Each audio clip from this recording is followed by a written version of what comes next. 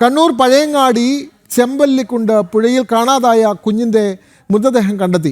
Railway പാലത്തിൻ്റെ താഴെ ഭാഗത്തായി പുഴയോട് ചേർന്നുള്ള കണ്ടൽ കാടുകൾക്കിടയിൽ നിന്നാണ് മൃതദേഹം കണ്ടെടുത്തത്. 3 വയസ്സുകാരൻ കൃഷിവിരാജനാണ് മരിച്ചത്. ഏതാനും ദിവസം മുമ്പാണ് അമ്മ കുഞ്ഞിനെയും എടുത്ത് പുഴയിൽ ചാടിയത്. അമ്മയുടെ മൃതദേഹം നേരത്തെ തന്നെ കണ്ടെത്തിയിരുന്നു. വിവരങ്ങളുമായി മിഥുൻ പിള്ള ചേരുന്നു. മിഥുൻ, സങ്കടകരമായ വാർത്തയാണ്. പുഴയിൽ ചാടിയ അമ്മയും കുഞ്ഞും.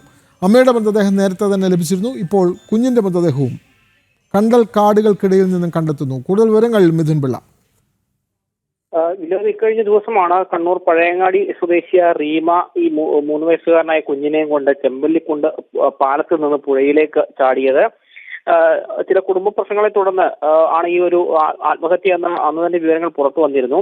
മാത്രമല്ല, പോലീസും ഫയർഫോഴ്സും നടത്തിയ തിരച്ചിലിടെ റീമയുടെ മൃതദേഹം അന്ന് രാവിലെ 9 മണിയോടുകൂടി കണ്ടെത്തുകയും ചെയ്തിരുന്നു. 3 വയസ്സുകാരനായ മകൻ കൃഷിവിരാജിന്റെ മൃതദേഹത്തിനായുള്ള തിരച്ചിൽ തുടരുകയായിരുന്നു. ഇതിനിടയിലാണ് ഇന്നിപ്പോൾ റെയിൽവേ പാലത്തിന് താഴെ ഭാഗത്തായി പുഴയോട് ചേർന്നുള്ള കണ്ടൽക്കാടുകൾക്കിടയിൽ നിന്ന് മൃതദേഹം കണ്ടെത്തിയത്. മൃതദേഹം ആശുപത്രിയിലേക്ക് മാറ്റിയിട്ടുണ്ട്.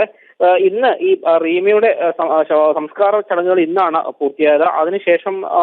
അതിനുശേഷമാണ് ഇപ്പോൾ ഈ ഫയർഫോഴ്സ് നടത്തിയ തിരച്ചിലിനൊടുവിൽ കുഞ്ഞിന്റെ മൃതദേഹം കൂടി കണ്ടെത്തിയിരിക്കുന്നത്. മൃതദേഹം ആശുപത്രിയിലേക്ക് മാറ്റിയിട്ടുണ്ട്. വിനോദ്, കണ്ണൂരിലാണ് പുഴയിൽ ചാടി മരിച്ച അമ്മയും കുഞ്ഞും. അവിടെ അമ്മയുടെ മൃതദേഹം നേരത്തെ തന്നെ കണ്ടെത്തിയിരുന്നു.